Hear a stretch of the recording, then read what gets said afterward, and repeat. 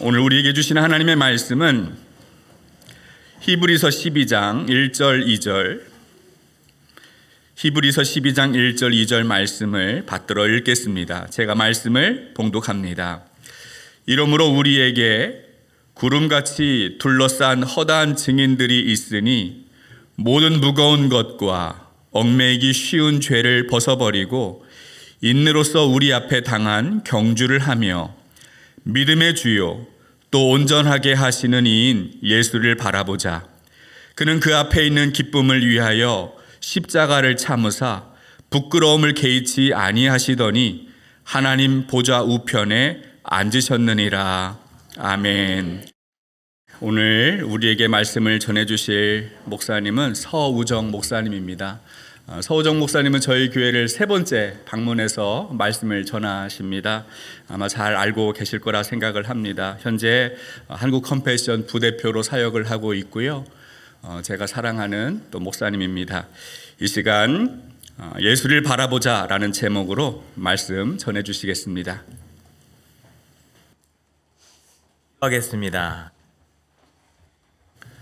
사랑의 주님, 이제 주님의 말씀 앞에 섭니다. 우리들이 말씀을 읽는 것이 아니라 말씀이 우리를 읽을 수 있도록 우리를 비우고 내려놓게 하여 주옵소서.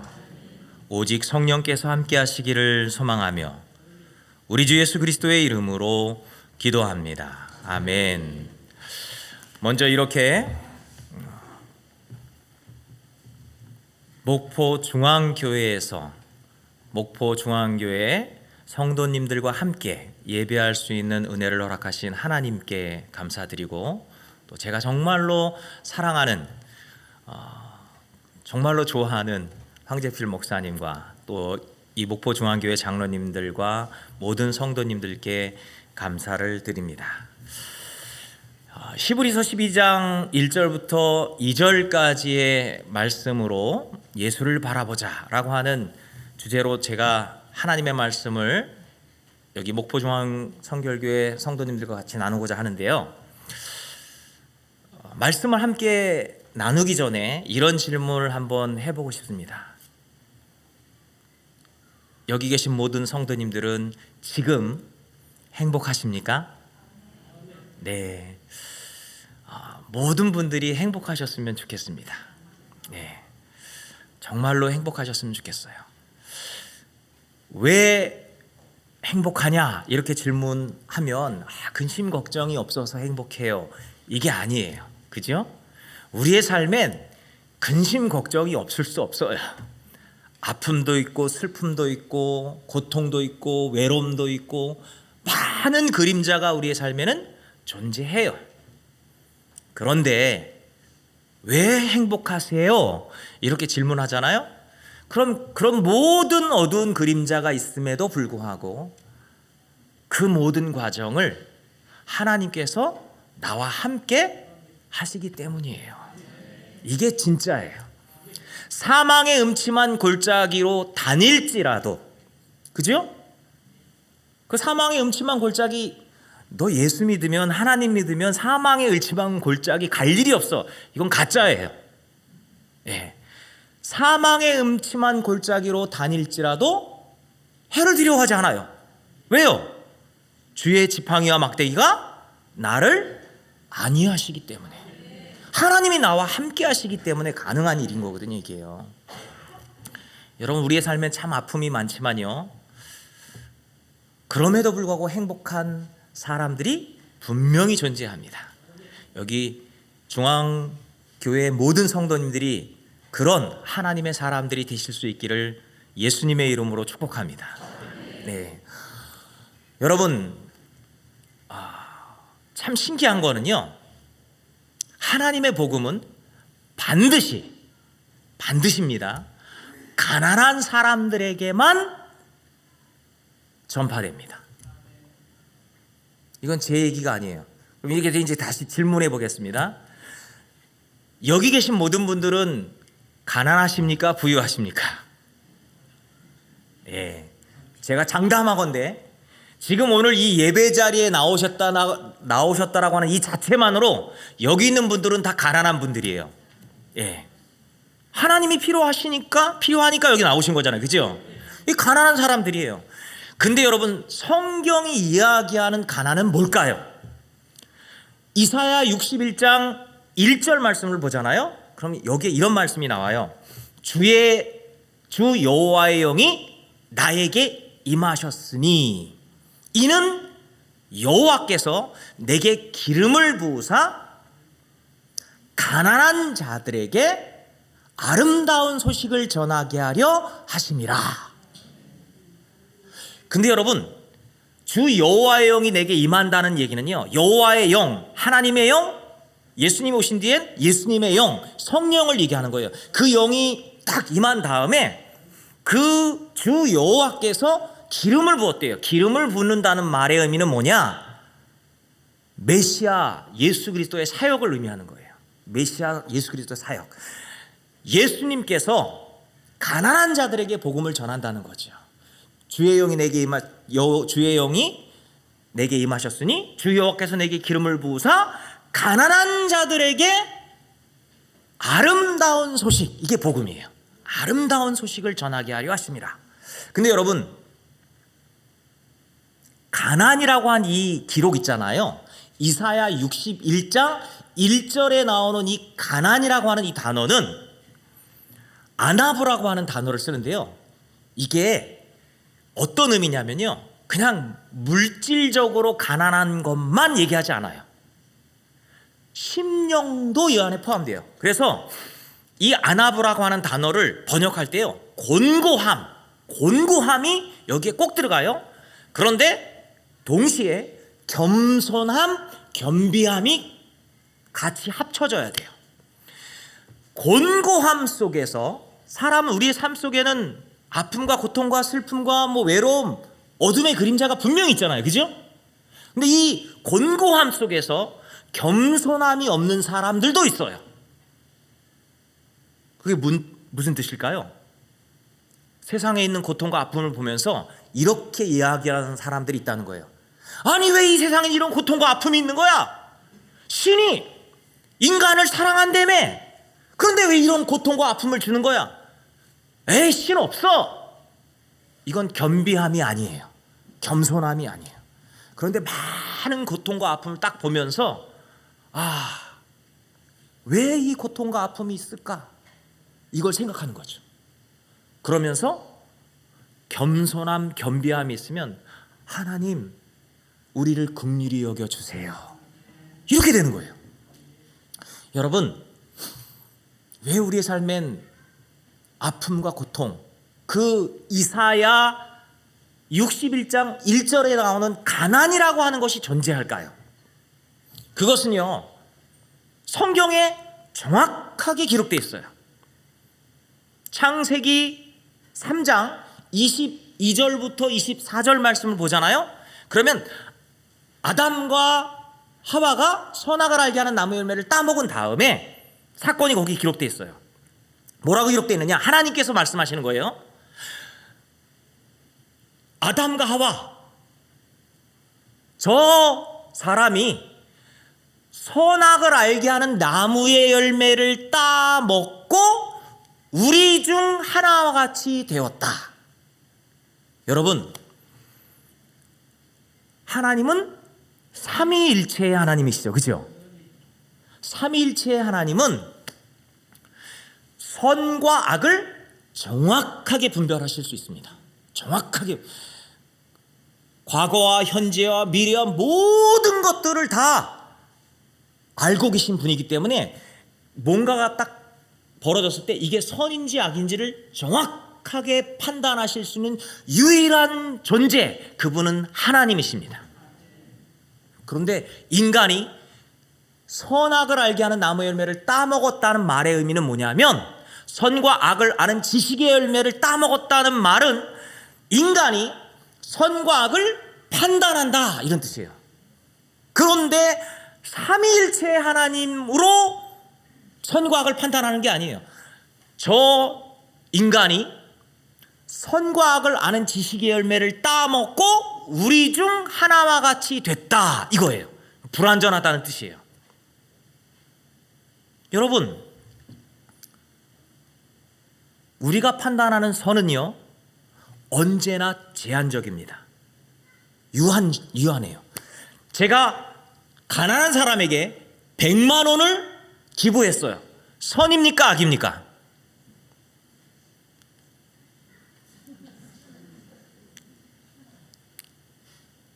저 질문을 하는 거 보니까 뭔가 있어. 그 생각 드시나 보다. 네, 100만 원을 기부한 걸 보면요 그 순간만 보면 선이에요. 그지요? 근데 인간은 내가 100만 원 기부한 다음에 기부받은 그 사람이 어떤 행동을 하고 그 다음에 어떤 일이 일어나고 이 모든 거를 다 하나님처럼 과거와 현재와 미래를 전체를 인류 역사를 통괄해서 하나님처럼 볼 수 있는 능력이 인간에겐 있어요 없어요? 없어요. 내가 100만 원 딱 기부했어요. 이건 선한 일이에요. 요것만 보면. 근데 여러분, 내가 이 100만 원 기부한 거 갖고 우쭐한 상태에서 난 지금 착한 일 했어. 그런데 그 100만 원 기부받은 그 사람이 마약 중독자이거나 알코올 중독자였다면 내가 기부한 그 100만 원을 가지고 뭐 할까요? 술을 먹고 또는 마약을 하고 문제를 일으킬 수 있겠죠. 근데 한번 생각해 보세요. 그건 내가 알 바 아니고 나는 어쨌든 착한 일을 했어. 그러니까 하나님, 나는 천국 가게 해주세요. 이렇게 얘기하면 내가 하나님이 되는 겁니까? 하나님이 하나님 되시는 겁니까? 내가 하나님 되는 거예요. 그래서 여러분, 성경은 뭐라고 얘기하죠? 오른손이 한 것을 왼손이 모르게 한다. 이 말의 의미가 뭐냐면요, 착한 일 하지 말라는 얘기가 아니에요. 진짜 하나님을 두려워하는 사람들, 곤고함 속에서도 겸손함과 겸비함이 있는 사람들, 이 사람들은요 착한 일을 해요. 그런데 어떻게 하느냐? 이걸 착한 일이라고 생각을 안 해요. 하나님께서 이것을 붙드셔서 하나님의 뜻을 이루어 주세요. 그러니까 기억을 못 하는 거예요. 내가 착한 일 했는지. 그러니까 이건 그런 사람들한테는요, 이건 선행이 아니에요. 그냥 믿음인 거지. 우리는 믿음으로 구원받는 거예요. 믿음은 뭐냐? 어떤 상황 속에서도 하나님을 의지하는 거예요. 이게 믿음이에요. 근데 많은 사람들이 내 행위 100만 원 줬어, 이거 갖고 착한 일이라고 얘기해요. 근데 그게 진짜 착한 일이 될지 안 될지를 어떻게 알아요? 진짜 선과 악을 온전하게 판단하실 리는 누구밖에 없다? 하나님밖에 없다는 거예요. 그래서 성경 창세기 3장 22절에 저들이 선악을 알게 하는 나무의 열매를 따먹고 우리 중 하나와 같이 됐는데, 거기에 이렇게 기록되어 있어요. 생명나무의 열매를 따먹고 영생할까 염려가 된다. 여러분, 하나님이 뭐라고 그랬죠? 선악을 알게 하는 나무의 열매를 따먹으면 너는 반드시 죽어 그랬죠. 그죠? 이걸 따먹었으니까 이제 죽어야 되는 거예요. 근데 하나님이 안 죽도록 영생하는 열매를 따먹고 안 죽게 하면 되는 거잖아요. 근데 왜 하나님께서 말씀하시냐면요, 선악을 알게 하는 나무의 열매를 따먹고 우리 중 하나와 같이 되는데, 저런 인간이, 자기 불완전한 선과 악을 판단하는 저 인간이 생명나무의 열매를 따먹고 영생하면 어떡하지? 이래요. 여러분, 이게 왜 하나님이 이런 걱정하실 것 같아요? 여러분, 혹시 아살이란 말 들어보셨어요? 이거 좀 연식이 된 분들은 아시는데 아사리 모르세요? 그럼 제가 이렇게 다시 질문할게요. 아사리판 들어보셨죠? 예, 이거 아주 전문 용어입니다. 아사리판 무슨 뜻이죠? 예? 개판. 이 개판이란 뜻이에요. 아사리판은 개판이에요. 근데 여러분, 여기 이 아살이란 말이요, 굉장히 놀라운 말입니다. 무슨 말인지 모르셨죠? 이 아사리가 무슨 뜻이냐면요, 불교 불교 용어인데요. 불교에 인간이 도달할 수 있는 13가지의 최고의 덕목이 있어요. 그 13가지 최고의 덕목에 도달한 사람을 아살이라고 해요. 그러니까 불교의 고승 중에 고승을 아살이라고 하는 거예요. 그런데 여러분, 아사리들이 모여요. 아사리들이 모이는 거예요. 그걸 뭐라 그러죠? 아사리판이라 그러는 거예요. 이게 무슨 뜻이냐? 내가 인간이 도달할 수 없는 최고의 덕목에 도달한 최고야. 그런데 이게 나만이 아니야. 여기도 최고, 저기도 최고, 최고가 모여서 아사리들이 쫙 모였으면 이 사람들이 다른 사람의 이야기를 들으려고 할까요, 안 할까요? 안 하죠. 이거예요. 선과 악을 아는 지식의 열매를 따먹고 하나님처럼 삼일체 하나님으로서 온전하게 모든 걸 판단할 수 있는 그런 존재로서 선과 악을 판단한다면 다행인데, 불완전한 선과 악을 판단하는 그 인간이 생명나무의 열매를 딱 따먹고 영생해버려요. 그럼 거기가 에덴 동산이 될까요? 지옥이 될까요? 지옥이 되는 거예요. 그러니까 하나님이요, 인간을 어떻게 하는 줄 아세요? 이거 제 얘기 아니에요. 창세기 3장 22절에 나와요. 그래서 어떻게 해요? 그 인간을 에덴 동산 밖으로 내보내는 거예요. 그리고 자기의 근원이 된 땅을 갈게 하시는 거예요. 이게 무슨 뜻이냐? 너 내 명령에 불순종했지. 물론 너는 내가 너에게 내 명령에 순종할 수도 있고 불순종할 수 있는 완벽한 자유의지를 줬어. 근데 너 그걸 어겼지. 너 그렇게 어긴 상태에서 영원히 살면 큰일 나. 여기 에덴 동산은 하나님의 절대 주권만을 예배하고 하나님께 진정한 예배를 드리는 자만 존재하는 곳인데 네가 하나님이 되는 거잖아. 그리고 네 후손들이 그렇게 태어나서 전부 각자가 하나님이 되면 여긴 지옥이 돼. 안 돼. 에덴 동산 밖으로 나가. 그래서 네가 흙을 갈면서, 네 근본이 되는 흙을 갈면서, 아, 내가 죽을 수밖에 없는 존재가 됐구나. 이 가난한 처지, 곤고함이에요. 이게요. 곤고함을 깨달아. 이렇게 얘기하는 거예요. 곤고함을 좀 깨달아. 네가 왜 죽지? 이거 어떻게 하면 살 수 있는 방법이 없을까? 이게 내 죄 때문이구나. 이걸 알라고 근원이 된 토지를 갈게 하신 거예요. 그런데 거기 또 재밌는 얘기가 나와요. 창세기 3장 24절에 이렇게 기록되어 있어요. 하나님께서 에덴 동산 밖으로 내보내서 근원이 된 토지를 갈게 하신 다음에 에덴 동산 동편에, 에덴 동산 동쪽으로 쫓아내시잖아요. 에덴 동산 동편에 그룹들과 두루도는 불칼을 두어서 생명나무로 가는 길을 지키게 하셨다. 이렇게 기록하고 있어요.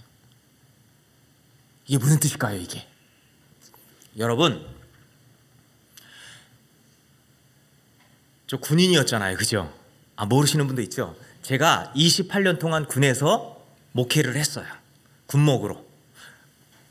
우리 사랑하는 동생 황재필 목사님 군목으로 있으면서 가까운 부대에서 근무했었어요.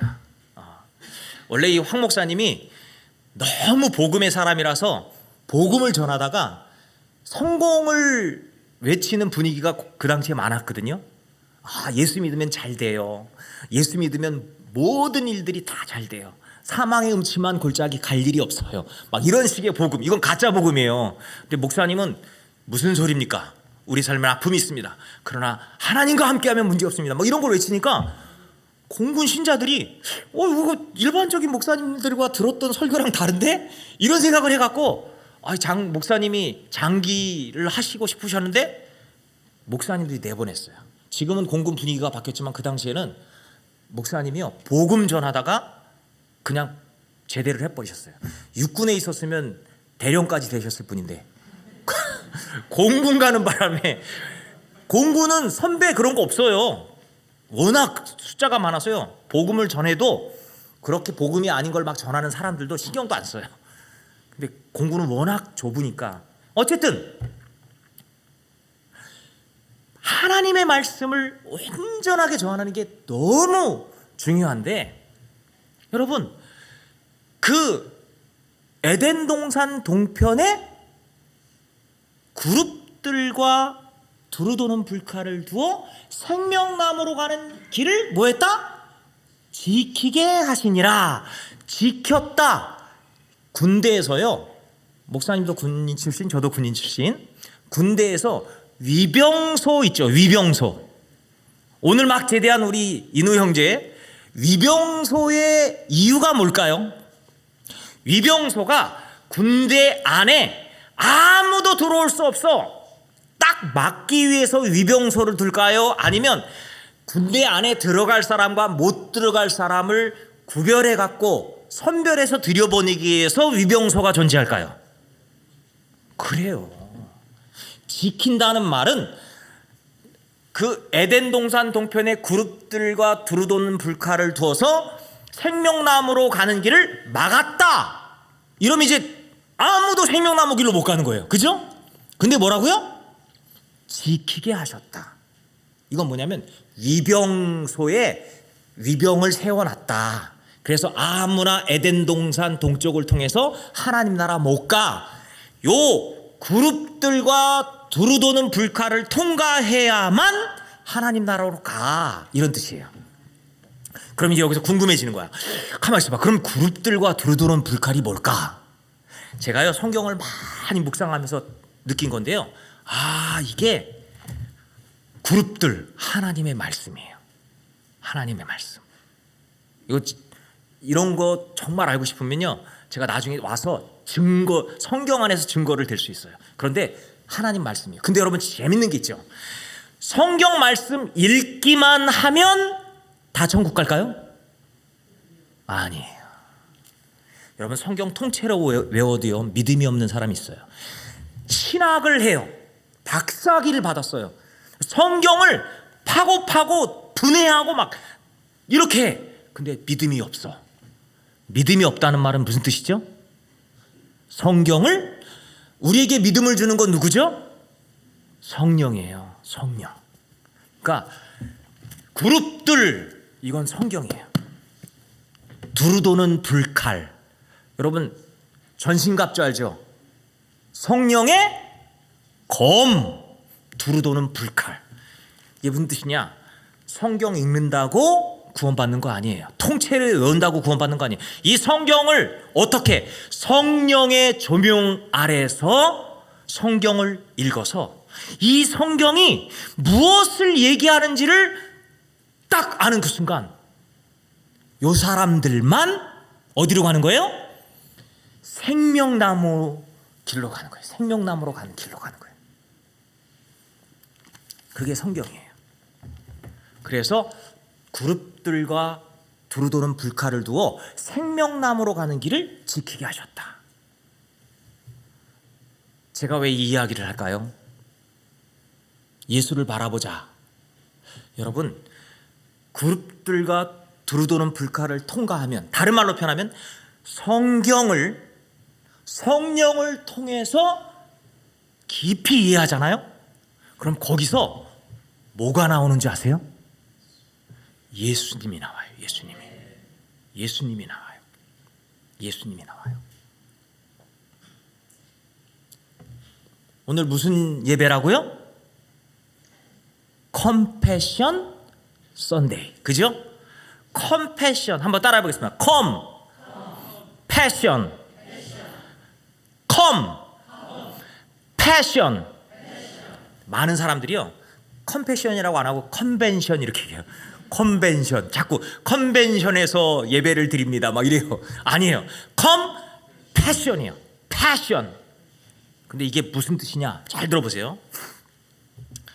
컴패션이란 말은요, 컴은 함께라고 하는 의미가 있어요. 함께. 패션은요 열정이라고 하는 의미도 있지만 고통, 아픔, 순환 이런 의미가 있어요. 이게 무슨 뜻이냐? 함께 고통당한다 이런 뜻이에요. 함께 고통당한다, 함께 아파한다, 함께 순환을 겪는다.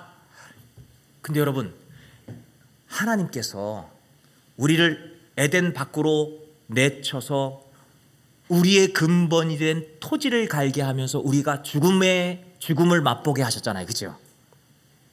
많은 사람들이 이런 질문 하거든요. 아, 하나님 그 선악과만 안 만들어놨으면 그거 안 먹고 안 쫓겨났을 거 아니에요. 그거 왜 만들어요? 아셨으면서 그걸 왜 만들어요? 근데 여러분,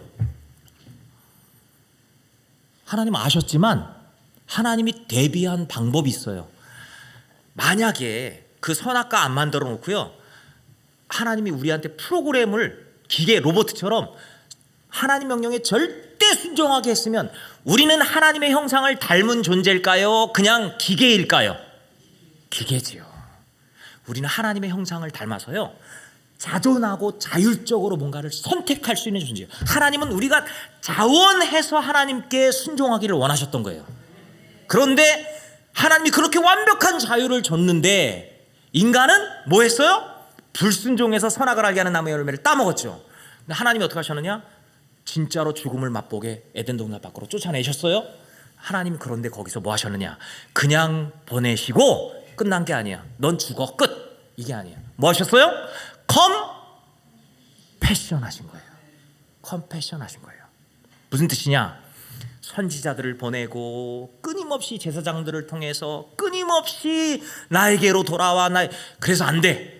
그래서 뭐 하셨느냐? 하나님이 직접 인간의 몸을 입고 이 땅에 임하신 거죠. 그래서 함께 하나님이 직접 함께 뭘 당하신 거예요? 고통을 당하신 거예요. 고통당하신 거예요. 인간이 죽어야 되는데 하나님이 직접 당신이 대신 죽으시고 우리를 생명의 길로 인도해 가시는 거예요. 이게 컴패션이에요. 컴패션은요, 월드비전, 그럼 세상을 향한 꿈과 비전 아니에요. 기아 대책, 기아를 어떻게 해결할까 아니에요. 세이브 더 칠드런, 뭘로? 어린이를 어떻게 구원하라고? 뭘로? 근데 컴패션은요, 바로 예수 그리스도를 의미해요. 예수 그리스도. 함께 고통당하신 예수 그리스도. 십자가에서 인간이 당한 그 모든 죄악을 다 짊어지시고 인간 대신 대속하신 예수 그리스도. 그게 컴패션이에요. 그 의미가 거기 있어요. 여러분, 오늘 우리가 읽은 히브리서 12장 1절부터 2절의 말씀은 어떻게 기록되어 있죠? 이러므로 이렇게 시작해요. 그죠? 이러므로. 뜬금없이 웬 이러므로? 이런 생각할 거예요. 이게 무슨 뜻이냐? 히브리서 12장 1절과 그 앞에 뭔가랑 이어진다는 뜻이겠죠. 그죠? 근데 여러분, 히브리서 12장 앞에 11장이 있는데, 히브리서 11장이 있는데, 이 히브리서 11장은 교회를 조금 다녔다는 분들은 바로 알아요. 이 히브리서 11장을 무슨 장이라고 얘기하죠? 믿음장이라고 얘기해요. 이 중앙교회 성도님들 수준이 있어요. 예, 믿음장이라고 얘기해요. 맞아요. 고린도전서 13장은 무슨 장이라고 얘기하죠? 사랑장이라고 그래요. 야, 수준이 있어요, 진짜로. 히브리서 11장 1절 보면요, 믿음은 바라는 것들의 실상이요 보지 못하는 것들의 증거다, 이렇게 얘기해요. 믿음. 히브리서 11장을 보면 믿음에 대해서 막 얘기를 해요. 그리고 믿음의 선진들이 막 나와요. 그런데 여러분, 놀라운 사실은요, 이 믿음의 선진들은 살아가면서 태평성대를 누리고 아픔과 고통이 없이 하는 일마다 다 잘 되고 복권을 사면 무조건 1등에 당첨되고 이랬을까요? 아니요. 어마어마한 아픔과 고통과 슬픔과 많은 고난을 겪었어요. 그런데 놀라운 사실, 이 믿음의 선조들이 이 세상을 살아가면서 많은 고통과 아픔 속에 있었지만 딱 한 가지 기가 막히게 잘한 거 한 가지가 있어요. 그게 뭘까요? 그 곤고함 속에서 겸손하고 겸비한 상태로 하나님을 바라봤다는 거예요. 하나님을 바라보다 보니 그 외적인 모든 어려움과 고통과 아픔들이 이 사람들을 올가매지 못하고 오히려 하나님이 살아계시다라고 하는 것을 드러내는 믿음의 영웅들이 된 거예요. 그 얘기를 하는 거예요. 히브리서 11장을 보잖아요. 믿음의 사람들이 쫙 나오다가 이 사람들이 어마어마한 고통을 겪었다. 그러나 이 사람들은 그 모든 고통과 아픔 속에서도 하나님 한 분을 바라봤다. 이런 말이 나와요. 11장에. 그리고 뭐라고 하느냐? 이러므로 그런 분들을 통해서 이런 일들이 있었는데, 이러므로 우리에게, 오늘 신앙생활하고 있는 우리에게 구름같이 둘러싼 허다한 증인들이 있다. 그 히브리서 11장에 나오는 믿음의 선조들이에요. 아시겠죠? 근데 그 믿음의 선조들 뿐만일까요? 아니요. 그 뒤에 예수 그리스도가 이 땅에 오셔서 하나님의 뜻을 온전히 컴패션 하셔서 하나님의 뜻을 온전히 드러내고 난 다음에 예수님을 믿었던 많은 증인들, 순교자들 있죠. 그죠? 그 사람들, 그리고 우리 아버지, 어머니, 신앙의 선조들, 이분들뿐만 아니라 우리를 둘러싼 그 많은 믿음의 선조들이 있다. 이러므로 우리를 둘러싼 허다한 증인들이 있다. 이런 의미예요. 그러면서 뭐라고 얘기하죠? 허다한 증인들이 있으니 모든 무거운 것과, 여기서 무거운 것이라고 하는 게 무슨 뜻인 줄 아세요? 이게 꺼리 끼는 것, 인간이라면 꺼리 끼는 거예요. 여러분, 에덴 동산에서 쫓겨난 아담과 하와가 꺼리 끼는 게 뭐였을 것 같아요? 죽음에 이르는 거겠죠. 그죠? 근본적으로. 그러니까 다른 말로 표현하면 어두움의 그림자, 슬픔과 고통과 아픔과 외로움과 모든 그림자예요. 모든 그림자 다 인간은 그걸 싫어해.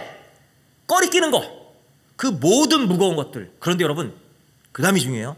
모든 무거운 것들과 플러스 모든 무거운 것들과 얽매이기 쉬운 죄. 이게 진짜 무서운 거예요. 모든 무거운 것 속에서요, 인간은 그걸 거기에 얽매일 수도 있고 얽매이지 않을 수도 있어요. 어떻게 하면 얽매일까요? 그거 쳐다보는 거예요. 왜 이렇게 고통이 있어? 왜 이렇게 아픔이 있어? 왜 나는 이 모양 이 꼴이야? 그러면서 막 그거 쳐다보면요, 나는 죽네, 하나님이 살아있으면 왜 인간에게 이런 고통이 있는 거야? 막 이렇게 얘기하는 거죠. 그죠? 그러면 이게 죄가 돼버리는 거야. 하나님 앞에 돌아갈 방법이었어요. 여러분, 저는요 정말 극단적인 엮이는 가정에서 자랐어요. 정말 극단적인 엮이는 가정. 아버지가 술을 엄청 좋아하셔갖고요, 제가 초등학교 4학년 때 예수 믿었거든요. 근데 그건 그냥 예수 믿은 게 아니야. 교회 그냥 왔다 갔다 한 거죠. 상 받고 간식 먹고 막 이렇게 왔다 갔다 하다가 진짜 제대로 예수님을 만난 건 고등학교 1학년 때였어요. 근데 아버지 술 드시면요, 우리를 두들겨 패는 건 능사였고 어머니를 막 두들겨 패고요. 제가 서울 출신이지만 서울에서 아버지가 술을 너무 좋아해서 살 수가 없어갖고 시골로 내려가서 농사라도 하면서 먹으려고. 근데 거기서도 너무나 많은 문제를 일으켜갖고 결국은 다시 서울로 갔어요. 중학교 2학년 때 제가 서울로 갔는데요, 아버지는 서울에 있다가 시골 갔다가 서울로 온다 그래서 술을 끊고 개가천선 하셨겠어요? 아니죠. 안 돌아봐, 저희 집을. 그러니까 제가 사남매 중에 누나 있고 저 남자예요. 그리고 여자 동생 둘. 엄마가, 저희 어머니가 포장마차를 했어요. 신촌 로타리라고 하는 곳에서 포장마차, 떡볶이, 부침기, 그다음 부침개, 뭐 오뎅, 순대 이런 거 파는 걸 했어요. 그리고 우리를 6평짜리 단칸방에 살았어요. 근데 여러분, 중학교 2학년이 어머니가 저녁 때 그 포장마차 하러 간다라 그러면 중학교 2학년이 다 끌고 가면, 저도 중학교는 다니잖아요. 그죠? 그럼 어떨 것 같아요? 친구들이 볼까봐 모자 이렇게 탁 눌러 쓰고, 그죠? 그렇게 리어카 끌어놓고. 근데 고등학교 1학년, 중학교 1학년 때 그 경험이 있긴 있었지만 진짜 고등학교 1학년 때 지정의에 의해서 하나님을 다시 온전하게 만난 다음에 내가 목회자가 되겠다 그래서 막 열심히 공부를 하면서 막 성적이 계속 올라가고 있었는데, 고등학교 1학년 2학년 11월인가 12월쯤 됐을 거예요. 11월 말 12월 초쯤 됐는데, 원래 어머니가 바깥에서 포장마차 하시다가 새벽 제가 일찍 초저녁에 끌고 가서 거기에 딱 놔두면 밤에 이제 포장마차 하시잖아요. 그러면 그때는 모자 쓰고 갔지만 포장마차가 끝나는 타이밍은 새벽 2시나 3시예요. 그때는 어머니가 그 포장마차 놔두고 사람도 없잖아요. 그때쯤 되면 와갖고 저 깨우면요 벌떡벌떡 일어났어요. 그때는 이것도 안 써도 되고 다 내 친구들 자니까 그래서 끌고 오고 그랬는데 어느 날은 어머니가 그 포장마차를 두고 한 11시 12시 어간에 들어오신 거예요. 그래서 포장마차 안 끝났는데 왜 들어오셨지? 그랬더니 어머니가 저를 딱 우정아 앉아봐라 그러는 거예요. 앉아봐라. 그러니까 좀 이상했죠 분위기가. 왜 포장마차 끝나지도 않은데 왜 오셨을까? 그때 어머니가 이러신 거예요. 그 당시에 저희 누나가 중학교만 졸업하고 앙드레김 의상실에서 시다를 했어요. 시다. 너무 살기가 힘드니까 앙드레김 의상실에 시다를 했어요. 저는 남자라고 남자 옛날 분들은 그랬잖아요. 남자는 고등학교는 나와야 돼. 고등학교는 내가 너 졸업하게 해줄게. 근데 제 마음속에서 신학대학을 가고 싶은 마음이 있었고 공부를 막 하고 있는 중이었는데 남자라면 고등학교 나와야 돼. 그런데 갑자기 오시더니 앉으라 그랬더니 우정아 미안하다. 내가 너 남자라서 고등학교는 보내려고 그랬는데 도저히 살 수가 없다. 도저히 살 수가 없다. 미안해. 와, 그 얘기를 딱 듣는데요. 와, 참 황당한 거예요. 막 목회자가 되겠다고 열심히 공부하는 와중에 성적은 막 올라가고 있는데 딱 그 얘기를 들으니까 제가 어떻게 했을 것 같아요? 일어났죠. 어머니 말씀 듣다가 딱 일어나니까 어머니가 순간적으로 당황을 하신 거야. 그리고 제 바지 가랭이를 붙잡는 거야. 어디 가니? 여러분 거의 대부분 보면 이런 타이밍이 되면 뭐 하죠? 가출. 아시네. 네, 가출 많이 해요. 근데 제가 딱 일어났더니요 어머니가 바지를 딱 잡는 거야. 너 어디 가니? 제가 뭐라 그러는지 아세요? 기도하러요. 방법이 없어요. 아무 방법이. 기도하러요. 어머니가 놔주셨어요. 제가 그래서 교회로 갔어요.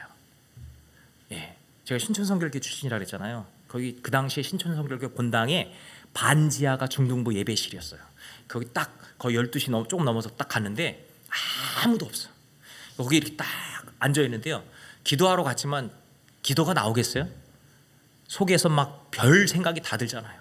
이게 뭐지? 그런데 딱 이렇게 딱 앉았는데 아무도 없는데 참 마음이 복잡하더라고요. 그래서 제가 거기서 어떻게 했을 것 같아요? 자비로우시고 거룩하신 아버지 하나님, 우주 만물을 창조하시고, 에이 무슨 소리예요? 그냥 속에서 막 화딱지가 않으니까 제가 뭐라 그랬냐면요, 거기다 하나님한테 이게 뭐예요? 이게 뭐예요? 왜 나는 이런 그지 같은 집안에 그지 같은 아버지에 이게 도대체 뭐예요? 막 소리 질렀어요. 막 소리 지르면서 막 싸대고 있었어요. 근데요 막 소리를 싸대고 있는데 갑자기 제 뒤에서요 아들아 소리가 들리는 거야. 여러분 미친 듯이 소리를 지르고 있는데 뒤쪽에서 아들아 이 소리가 들리면 어떻게 되는지 아세요? 감동의 도가니가 되는 게 아니라요 소름이 이 뒤로 쫙 끼치는 거야. 요 분명히 아무도 없었는데 여기 소름이 쫙 끼쳐요. 그래서 제가 갑자기 머리를 확 돌렸는데 거기 귀신이 있으면 기절할 것 같은 거예요. 제가 기절할 것 같은 거예요. 그리고 어떻게 했느냐? 그냥 조용하게 천천히 무서우니까 천천히 이렇게 싹 봤어요. 아무도 없어. 근데 여러분 참 황당한 이야기지만요. 그때까지 저희 아버지가 저를 단 한 번도 아들아라고 불러본 적이 없어요. 저는 저희 아버지에게 사랑한다는 말을 들어본 적도 없어요.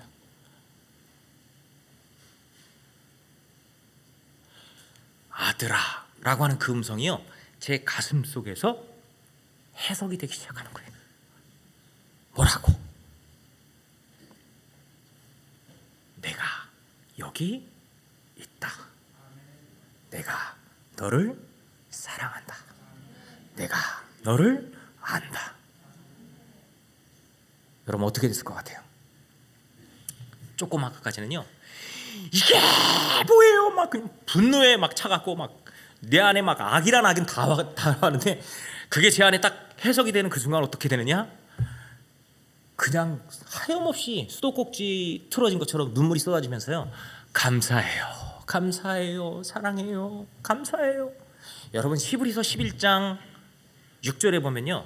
믿음이 없이는 하나님을 기쁘시게 하지 못하나니 하나님께 나가는 자는 반드시 그가 계신 것과 또한 그가 자기를 찾는 이들에게 이건 상은요 표창장 이런 거 아니에요.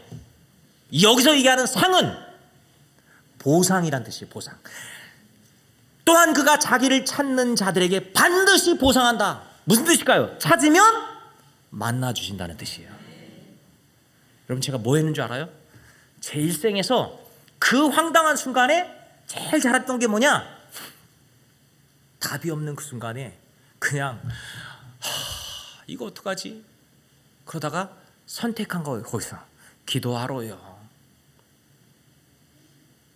그 뒤에 제 삶이 여러분 진짜 신기해. 그 경험을 하고 한 15분 있었던 것 같아요. 근데 아침이 됐어. 어떤 일이 벌어지는지 아세요? 아침에 딱 났는데 우리 아버지가 간밤에 술을 끊고 어머니가 포장마차를 하는데 돈벼락을 맞고 전혀 그러지 않았어요. 전혀 아무것도 바뀐 게 없어. 근데 놀라운 일이 벌어졌어요. 뭔지 아세요? 제가 바뀌었어요. 제가 바뀌었어요. 하나님이 나를 사랑한다는 걸 딱 아니까요. 왜 그렇게 행복한지 진짜 신기하더라고요. 나무를 쳐다보고 있는데요. 어저께 봤던 그 나무가 아니야. 막 나무가 노래해. 사람들이 지나가는데 왜 이렇게 사람들이 사랑스럽지? 너무 신기해요. 막 아버지가 술 끊고 그런 건 한참 뒤였었지만 그 뒤부터는요. 제가 두려움이 없어졌어요. 하나님이 저를 인도하셨고 여기까지 제가 왔어요. 그래서 제가 행복하다고 얘기하는 거예요. 네. 그거예요. 모든 무거운 것과 얽매이기 쉬운 죄인데요. 이 모든 무거운 것 속에서 하나님 없어! 이렇게 딱 얘기하는 그 순간 이건 방법이 없는 거예요. 그런데 얽매이기 쉬운 죄를 벗어버린 사람들, 이게 누구예요? 우리를 둘러싼 허다한 증인들. 여러분 앞에 서 있는 저도 그 증인 중에 하나입니다. 하나님은 살아계십니다.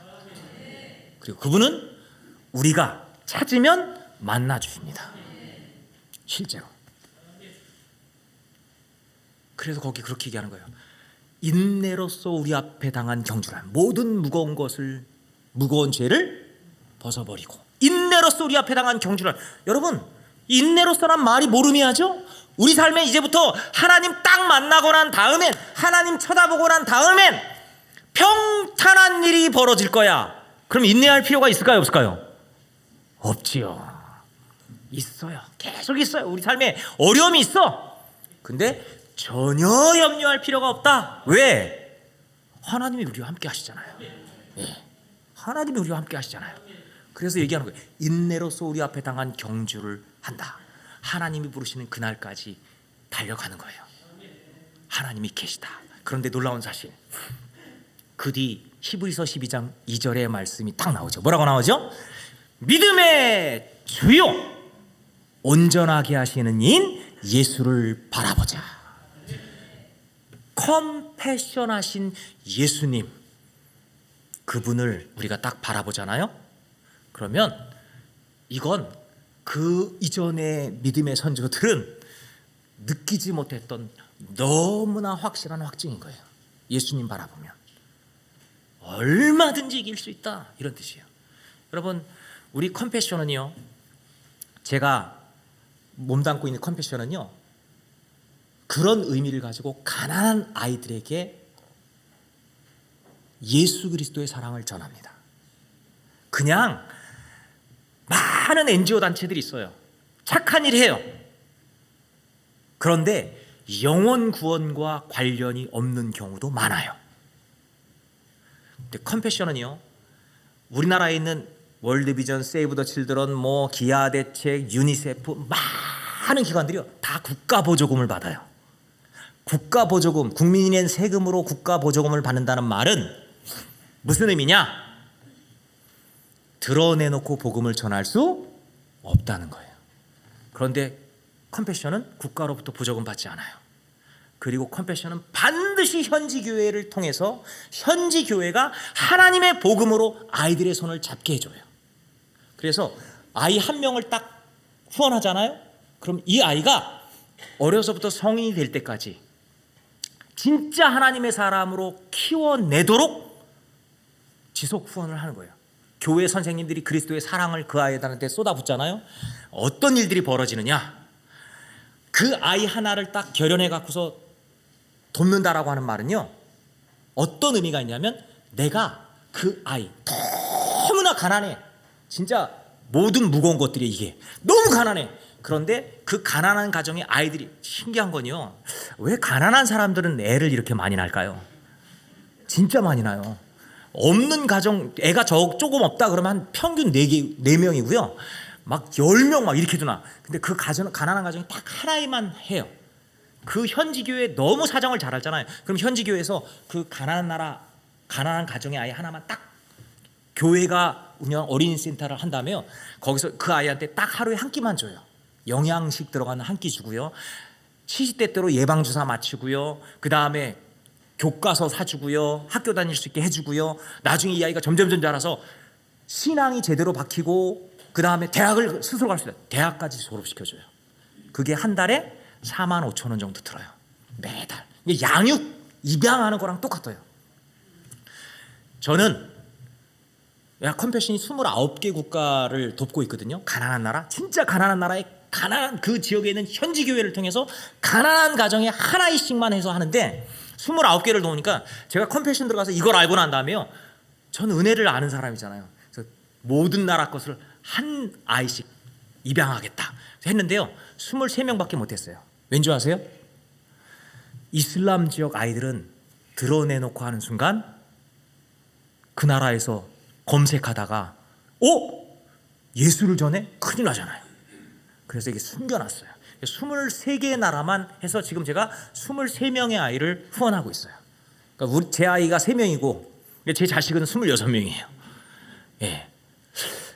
저 65살에 은퇴하거든요. 컴패션은 65살에 은퇴해요. 염려가 되죠. 어떡하지? 네, 제가 접시를 닦더라도 감당하고 싶어요. 하나님이 저에게 다양한 방식, 저는 그런 거 갖고 고민하지 않아요. 근데 그런 마음이 생기는 거죠.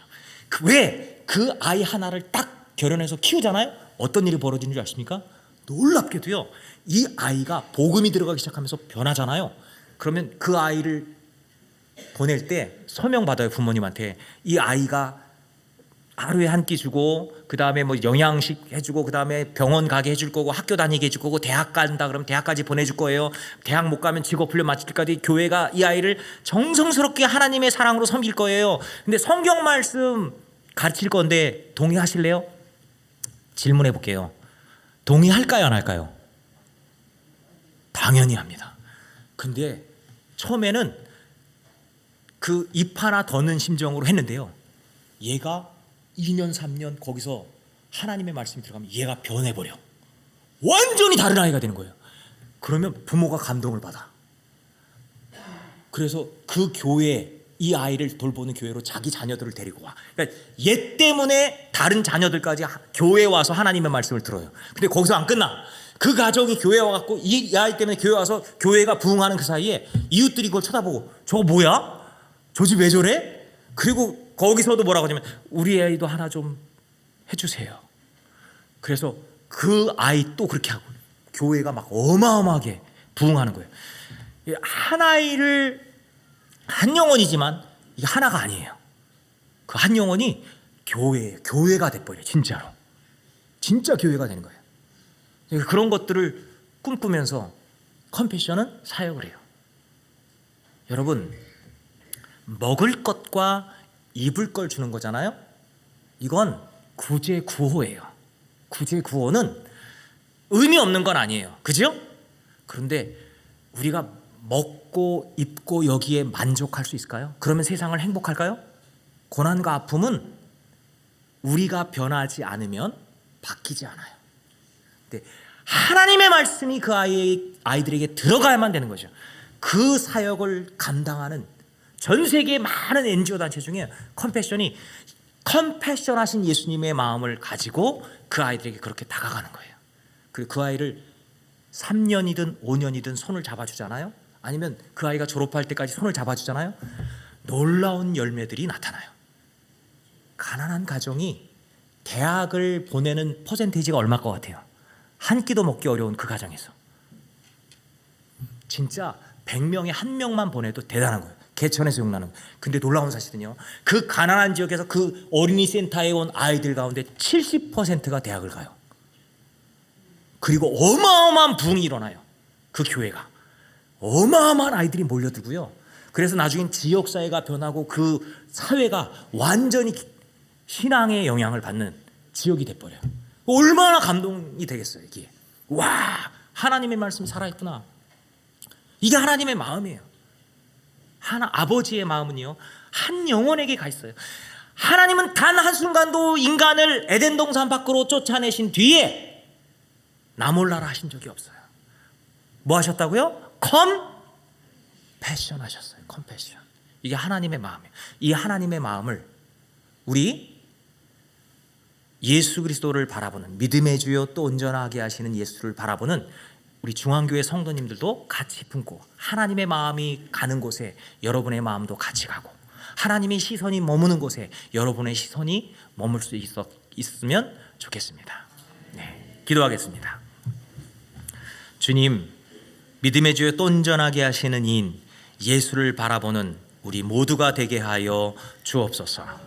우리 주 예수 그리스도의 이름으로 기도합니다. 아멘. 이제는 우리 주 예수 그리스도의 은혜와 하나님 아버지의 무한하신 사랑하심과 성령의 교통하심이 말씀을 들은 모든 심령들 위에와 목포 중앙 성결교회 모든 성도님들 가정과 사역 위에, 그리고 그 가문 위에, 그리고 전 세계에서 예수 그리스도를 통하여서 새로운 생명이 흘러들어가는 컴패션 모든 어린이 센터 위에 어린이들과 그들을 섬기는 선생님들 위에 이제로부터 영원토록 함께 하옵시기를 간절히 축원하옵나이다. 아멘.